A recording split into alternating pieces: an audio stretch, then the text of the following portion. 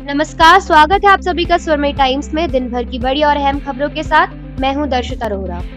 सबसे पहले एक नजर आज की हेडलाइंस पर। मोदी @20 ड्रीम्स में डिलीवरी का प्रचार प्रसार करेंगे ओपी चौधरी। चरमराई कानून व्यवस्था पर पूर्व मंत्री ने साधा निशाना। बड़ी धूमधाम से मनाया जा रहा पारंपरिक त्योहार पोला। प्रधानमंत्री नरेंद्र मोदी के ऊपर बनी वीडियो के बाद अब पुस्तक के माध्यम से राजनीतिक सफर से जुड़ी तमाम जानकारी को समाहित करते एक बुक तैयार की गई है। दरअसल देश के प्रधानमंत्री नरेंद्र मोदी पर एक किताब लिखी गई है। इस किताब के प्रचार प्रसार और बिक्री से जुड़ी जिम्मेदारियां ओपी चौधरी को सौंपी गई है। किताब की अधिक से अधिक बिक्री के लिए भारतीय जनता पार्टी ने एक समिति बनाई है। इस समिति में ओपी चौधरी, दीपक महसके, पंकज झा, शताब्दी पांडे, अनुराग अग्रवाल जैसे पदाधिकारी शामिल हैं। पार्टी के आदेश के मुताबिक इस किताब के इंटेलेक्चुअल वर्ग के साथ संवाद कार्यक्रम किए जाएंगे ताकि किताब का प्रचार हो सके। साथ ही यह भी देखा जाएगा कि यह किताब लोग खरीदे।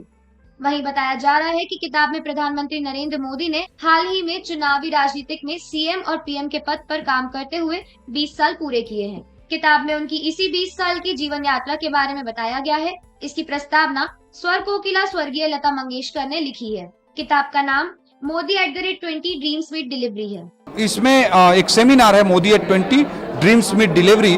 इस पुस्तक में विश्लेषणात्मक जो पक्ष है मोदी जी के 20 सालों में किए गए परिवर्तनकारी कार्यों का, उस पर फोकस सेमिनार है, जिसपे भी हम इस साझी शिरकत करेंगे। जरूरत पड़ने नहीं पड़ने वाली बात कोई नहीं है। देश के बड़े ख्याति लब्ध नाम लता मंगेशकर जी, पीवी सिंधु जी, उदय कोटक जी, अरविंद पनगरिया जी, अजीत डोभाल जी, सदगुरु जी जैसे संत, इस तरह के लोगों ने अपने विचार लिखे हैं 20 सालों के उनके कार्यों पर। उसका एक संकलन है। 24 तारीख को राज्य सरकार के खिलाफ हल्ला बोल कार्यक्रम को लेकर सरकार सहमी हुई है और लगातार कार्यकर्ताओं के खिलाफ एफआईआर दर्ज कर रही है। वहीं अब तक इस मामले में 8 एफआईआर दर्ज हो चुके हैं। प्रदेश की कानूनी व्यवस्था को लेकर पूर्व मंत्री राजेश मूणत ने कॉन्फ्रेंस कर मुख्यमंत्री भूपेश बघेल और उनकी सरकार पर जमकर निशाना साधा है और सरकार की कार्यशैली पर गंभीर आरोप लगाते हुए कहा कि सरकार सत्ता का दुरुपयोग कर रही है, अपराध पर कोई लगाम नहीं लगा पाई। मुख्यमंत्री भूपेश बघेल के एक बयान का हवाला देते हुए राजेश मूणत ने कहा कि सीएम बघेल ने खुद गांजा की कार्यवाही पर एसपी बदले जाने की बात की थी, लेकिन एसपी तो क्या थानेदार का भी ट्रांसफर नहीं हो पाया।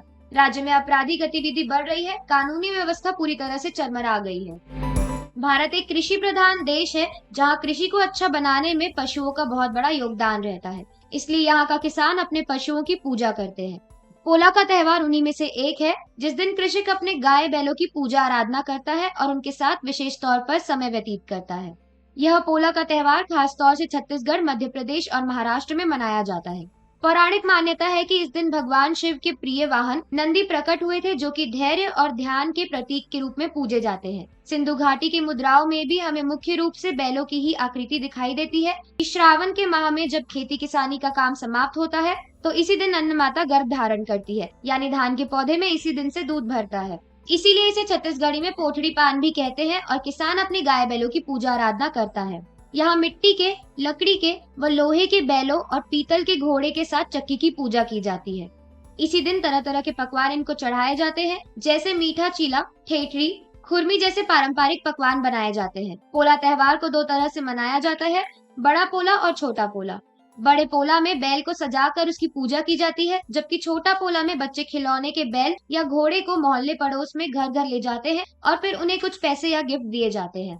पोला का त्योहार हर इंसान को पशुओं के प्रति सम्मान करना सिखाता है और इन्हीं शुभकामनाओं के साथ आप सभी को पोला की हार्दिक बधाई।